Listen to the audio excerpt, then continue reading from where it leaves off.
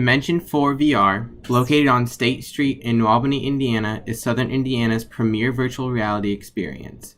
They rent out rooms by the hour stationed with headsets and controllers so that anyone can try out the virtual world. Participants can try anything from zombie shooters to rhythm games, most with the ability to be played by yourself or with a group of friends. The business was started by two lifelong friends, Scott Poindexter and Damon Stacy. So Scott and I have been very good friends for several years, and he had a personal VR system at home, which is what introduced me to it. I went out to Phoenix for a work training, and we took a group of people to a VR arcade out there, and all I saw were problems.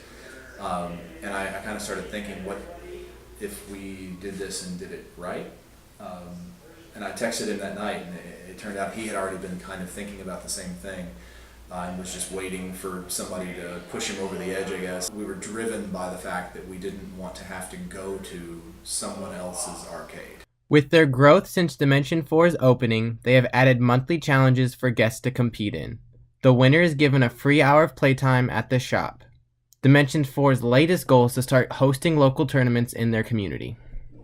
Coming up in November, we have our first tournament. It's a four-player rec room paintball tournament. That's going to be a capture the flag tournament. We're going to do a team battle random match seeding. So 5-minute random matches, and the team with the most tags within their match will be seeded number one. We're going to set it up as a regular 1v16, 2v15, single elimination, capture the flag based tournament. So we're trying to bring VR esports into the New Albany scene. Poindexter and Stacy needed others to help run the new venture. A few extra workers helped keep up with the growing popularity of the business. I was a customer first and loved it so much I got a second job. It doesn't really feel like work. It's amazing. Basically, we just, especially being an avid gamer, like that's all we do is talk about games and help people play games and watch people play games, and occasionally play test games ourselves. It's probably the coolest extra job I've ever had for sure. We don't usually carry titles unless we thoroughly test them and make sure that they're worthwhile, worth keeping. There's so many games on Steam that we'll kind of go through, and if we see one that looks interesting, we'll get in and check it out before we put it on our machines and actually offer it to the public. So all the titles that we have been thoroughly tested and make sure that the content's good, that it's worth, and that it's a fun game and it's worth checking out. One common concern many customers share is falling onto the floor or banging a controller against the wall because they couldn't see their surroundings. However, very few of these accidents are serious, and some can be entertaining to witness.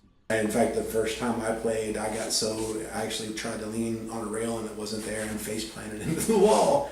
And that happens quite a bit, even on the games that are really cartoony and not super realistic. People still, your brain just accepts, I guess this is my new reality, and it's real to you. I love those moments because it means you've given up. This is the real world now. It happens a lot with kids in Job Simulator. They'll try to lean on the counters, lean on tables, and just go straight through. It happens quite a bit. People try to lean on things, or, playing Arizona Sunshine, they'll be searching a car for ammo. They open the door and there's ammo on the passenger seat, so they lean on the driver's seat, which isn't there, and they tumble straight through it. You have to be aware of the fact that all this stuff is fake, and your brain is going to be telling you, no, that's really there.